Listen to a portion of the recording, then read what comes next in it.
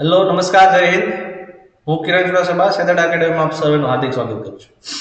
આજે આપણે દરેક કોમ્પિટિટિવ એક્ઝામમાં વર્ગ 3 થી લઈને વર્ગ 1 સુધી જેમાં ખૂબ જ ઉપયોગી એવો વિષય ભારતનું બંધારણનો અભ્યાસ કરીશું. ભારતનું બંધારણ વિષયનો ગુણભાર પણ બહુ સારો હોય છે, જે લગભગ તમારું સિલેક્શન નક્કી કરી શકે. જો તમારા સારા માર્ક્સ હોય તો તમને સારું સ્કોરિંગ પણ અપાવી શકે. તો આજે અભ્યાસ કરીએ ભારતનું બંધારણ.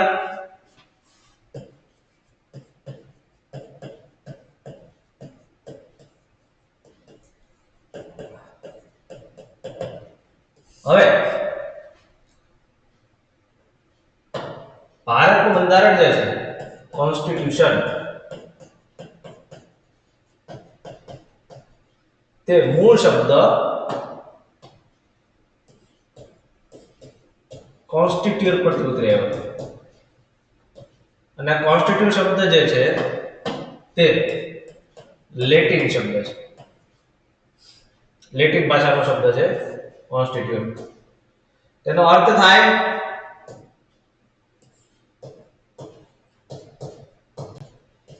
શાસન કરવાની પદ્ધતિ. હવે આપણે એની વ્યાખ્યા વિશે જોઈએ તો બંધારણ જે છે તે કોઈ પણ દેશનો મૂળભૂત દસ્તાવેજ છે. મૂળભૂત દસ્તાવેજ એવી રીતે કે તે દેશમાં શું ચાલશે, કયા નિયમો અનુસાર ચાલશે, તે દરેક વિશે માર્ગદર્શન આપે છે. કઈ બાબતો કયા નિયમો અનુસાર ચાલશે, લોકોને કઈ સત્તા મળશે, કઈ ફરજો, આ બધી જ બાબતો વિશે મૂળભૂત દસ્તાવેજમાં જણાવવામાં આવ્યું છે. એની ઉપરાંત તે સર્વોચ્ચ દસ્તાવેજ છે, એટલે કે આપણા દેશમાં પણ બંધારણ સર્વોચ્ચ દસ્તાવેજ છે. તેની સાથે સાથે તે ખાસ પ્રકારનું કાયદાકીય રક્ષણ મેળવે છે. આ કાયદાકીય રક્ષણ કઈ રીતે મેળવે એ આપણે આગળ જોઈએ. તે સરકારના 3 અંગો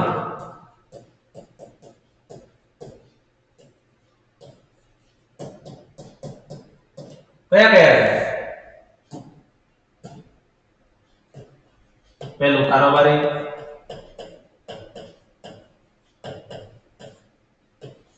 બીજું ધારાસભા અને ત્રીજું ન્યાયપાલિકા.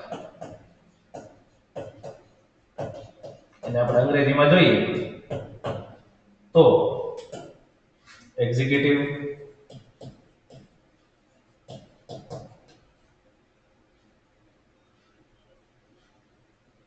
પછી લેજિસ્લેચર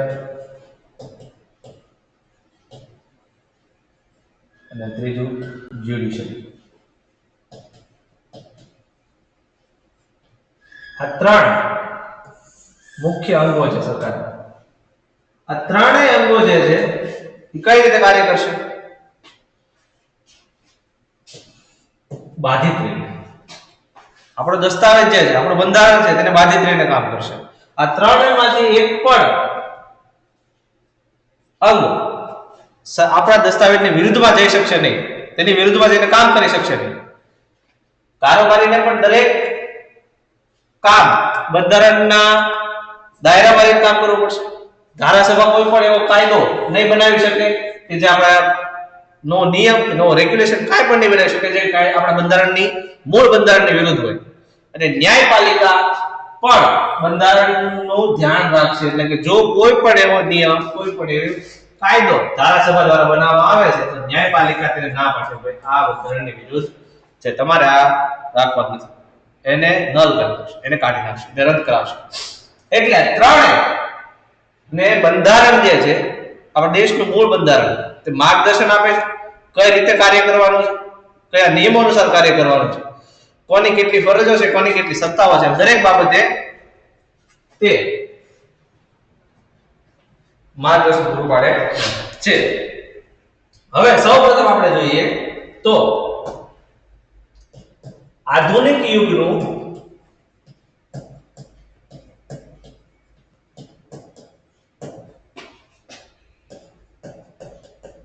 સૌપ્રથમ લેખિત બંધારણ કોનું છે? અમેરિકાનું, જે ફિલાડેલ્ફિયાના સંમેલન પછી બનાવાયું. ફિલાડેલ્ફિયાના સંમેલન પછી બન્યું. ક્યારે ફિલાડેલ્ફિયાનું સંમેલન ભરાણું? 1787 માં ફિલાડેલ્ફિયાનું સંમેલન ભરાણું અને બંધારણ બન્યું. અને 1789 માં સોરી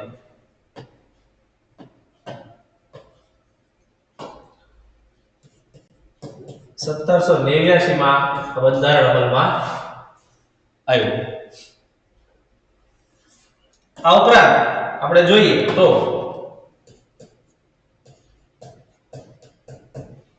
સૌથી પ્રાચીન બંધારણ આપણે જોઈએ તો કોનું છે?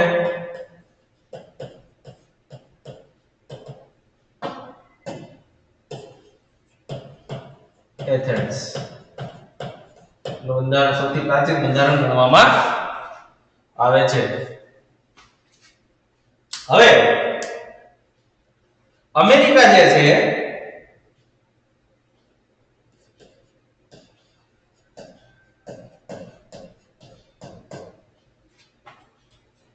તે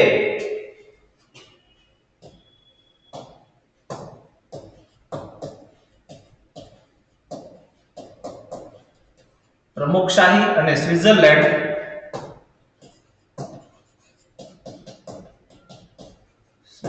જે છે તે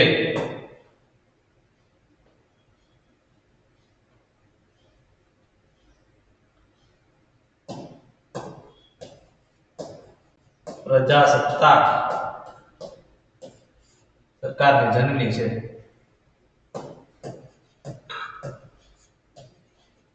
આ ઉપરાંત આપણે જોઈએ તો બંધારણને મુખ્ય બે ભાગમાં વહેંચવામાં આવે છે.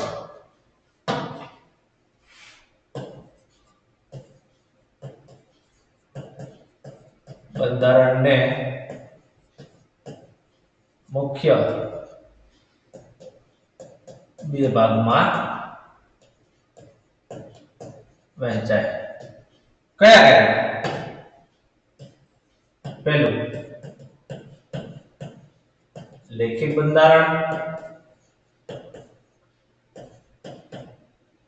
અને બીજું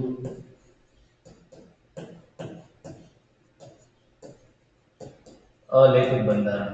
હવે આ લેખિત બંધારણ સાંભળે આપણને એમ થાય અરે આટલું બધું યાદ રાખતા હશે. આ તે જબરી યાદ શક્તિ હો. અલેખિત બંધારણ એટલે મોઢે રાખે ખરા. હકીકતમાં અલેખિત બંધારણ એટલે એવું નથી કે લખેલું નથી, લખેલું છે પણ એક ચોક્કસ દસ્તાવેજ પર નથી લખેલું, ચોક્કસ પદ્ધતિમાં નથી લખાયેલું. લેખિત બંધારણ આપણે જોઈએ તો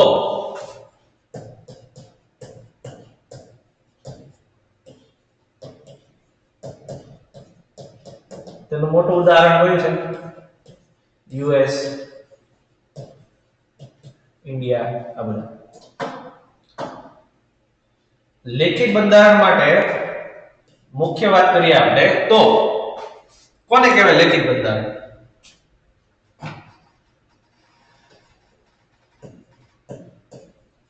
ચોક્કસ કમિટીની નિમણૂક થઈ હોય બંધારણ ઘડતર માટે. બંધારણના ઘડતર માટે. બીજું,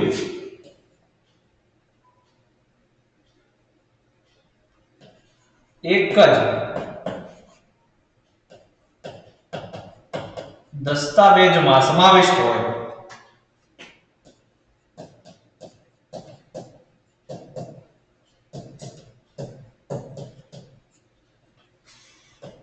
પછી કોઈ ચોક્કસ તારીખે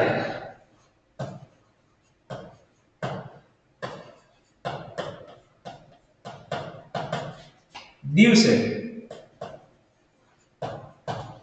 અમલમાં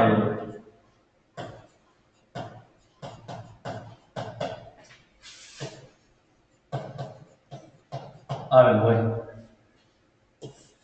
તેને લેખિત બંધારણ કહેવાય. બરાબર. હવે તો અલેખિત બંધારણ કોને કહેવાય ભાઈ? અલેખિત બંધારણ એટલે એવું નહીં કે ભાઈ લખાણું નથી.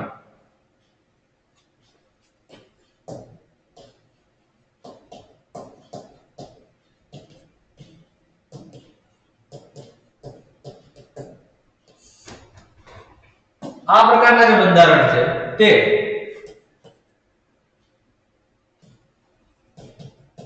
અલગ અલગ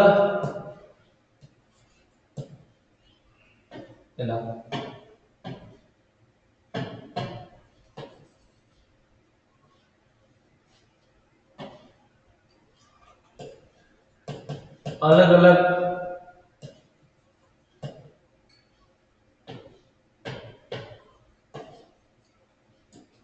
પુસ્તકોમાં લખાયેલા છે.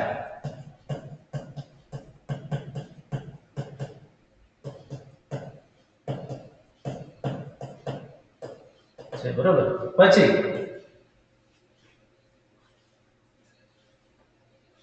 સમયાંતરે તેમાં ફેરફાર થાય છે. પછી કોઈ ચોક્કસ દિવસે અમલમાં ન આવે.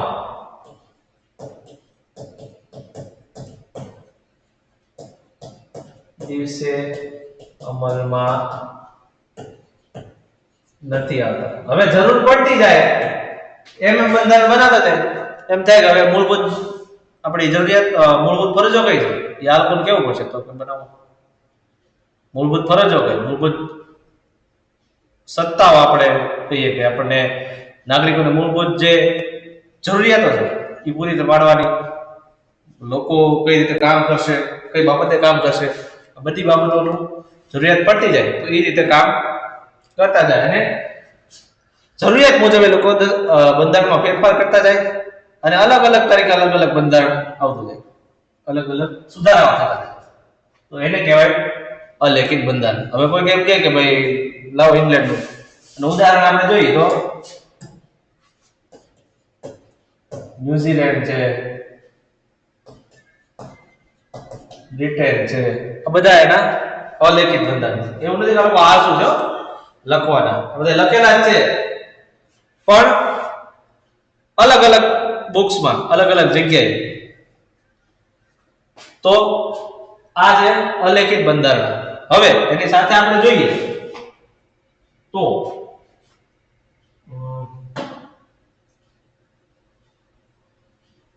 જે લેખિત બંધારણ છે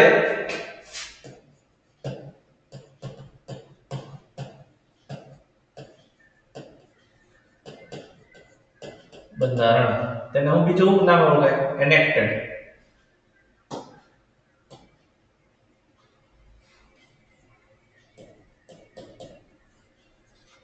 એનેક્ટેડ એટલે નિર્મિત.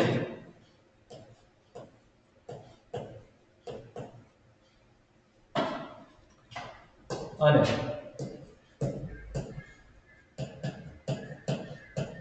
અલેખિત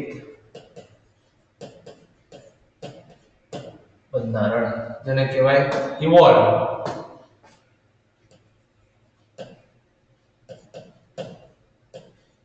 એટલે કે વિકસે. હવે અમુક તમને એમ કહે છે કે આ બે અલગ પ્રકાર જ છે. એ પ્રકાર ગણો કે જે ગણો એ વ્યાખ્યા એક જ થાય, સમજણ એક જ. એનેક્ટેડ કયો લેખિત બંધારણ એનેક્ટેડ જ હોય, એક જ દિવસે અમલમાં આવ્યું તો જ એનેક્ટ થયું હોય, અમલમાં આવ્યું હોય, અને તો જ લેખિત બંધારણ. અલેખિત બંધારણ યુવલ હોય એટલે સમયાંતરે વિકસતું જતું હોય. નાનું બાળક ધીમે ધીમે ધીમે ધીમે વિકસતું જાય, એમ આ વિકાસ પામતું હોય ધીમે ધીમે ધીમે. અને આપણું એક ગાય હાલવા તૈયાર, આ જ નિયમ છે, આ જ વસ્તુ છે, તારા પાળવા, આમાં કોઈ ફેરફાર નહીં થશે. જરૂરિયાત લાગશે તો ફેરફાર કરશું, બાકી નહીં. એનેક્ટેડ અને ઇવોલ્વ. હવે બીજી એક ખાસ વાત જોવાની કે જે લેખિત બંધારણ હોય ને ત્યાં બંધારણ સુપ્રીમ હોય, સર્વોપરી. અને જે અલેખિત બંધારણ હોય તે સંસદ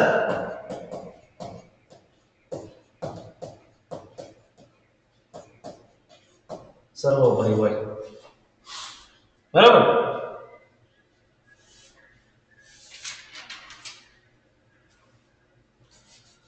હવે આપણે જોઈએ તો કાર્યપ્રણાલીના આધારે બંધારણના મુખ્ય બે પ્રકાર પડે.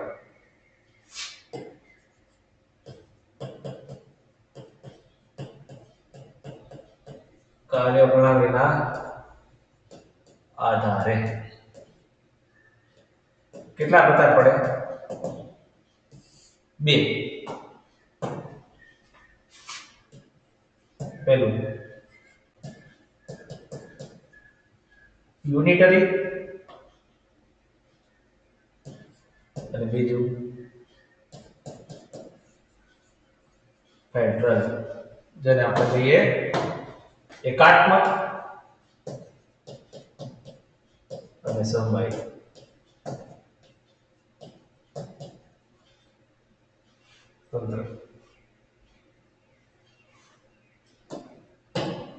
હવે આપણે જોઈએ તો એકાત્મક યુનિટરી બંધારણ એટલે કેવું બંધારણ?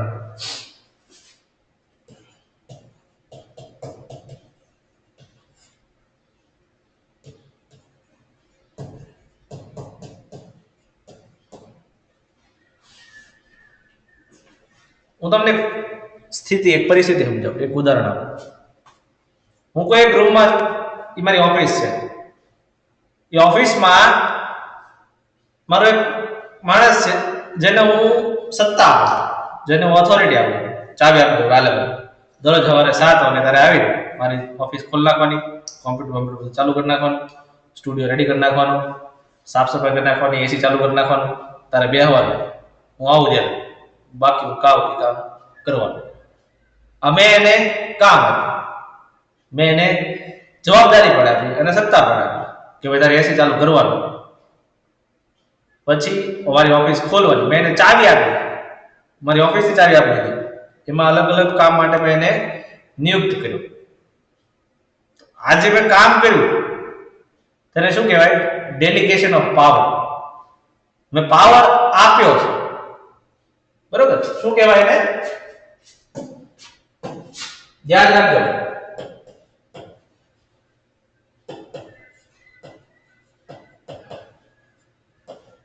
ડેલિગેશન ઓફ પાવર કહેવું. હવે મને કોઈ દિવસ વ્યક્તિ અરે વાંધો પડે તો હું કાલે ભાઈ તું નહીં હો ભાઈ, હવે તારે આ કામ નથી કરવાનું. હવે કોઈ બીજી વ્યક્તિ પસંદ કરીશ, અથવા હું જ પોતે બધું રાખી લઈશ. હું આવી જઈશ સવારે 7 વાગે, હું જ બધું ચાલુ કરી નાખીશ, હું જ બધું રેડી કરી નાખીશ. અથવા હું એક જવાબદારી એ સત્તા બીજા કોઈ વ્યક્તિને આપી દઉં. સેમ વસ્તુ છે યુનિટરી બંધારણમાં. યુનિટરી બંધારણમાં મુખ્ય શું હોય? તો પહેલું, સત્તા જે છે તે કેન્દ્રિત હોય, કેન્દ્ર સરકાર પાસે કે કેન્દ્ર પાસે કેન્દ્રિત હોય.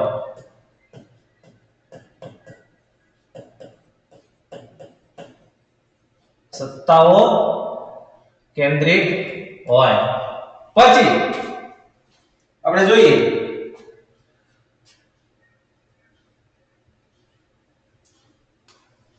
આ સત્તાઓ જે છે કોઈ પણ સમયે પરત લઈ શકાય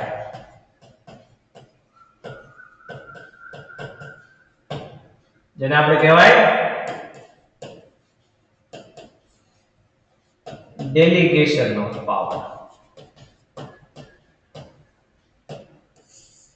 કાયમી માટે મેં એને સત્તા આપી નથી એને કહેવાય યુનિટરી બંધારણ, એકાત્મક બંધારણ, એકાત્મક પ્રકારનું બંધારણ. જેમ આપણે અમેરિકામાં જોયું, અમેરિકામાં શું થયું, ફિલાડેલ્ફિયામાં સંમેલન થયું, બધા જે બ્રિટિશ પ્રોવિન્સીસ જે બધા આઝાદ થયા હતા ત્યારે બધાએ નક્કી કર્યું કે ભાઈ હાલ આપણે બધા ભેગા થાય ફિલાડેલ્ફિયામાં ભેગા થયા અને બધાએ કીધું ચાલો આપણે એક દેશ બનાવીએ. અને બનાવ્યો કયો દેશ? USA. એ બધાએ કરાર આધારિત ભેગા થયા, કરાર કર્યા, એકા અહીંયા બધા ભેગા થઈ બધાને કરાર કર્યા કે ભાઈ બધા એક દેશ બનાવે અને દેશ કરાર આધારિત જોડાયેલા છે, એકબીજાથી છૂટા થઈ શકે નહીં અને મુખ્ય સત્તા જે છે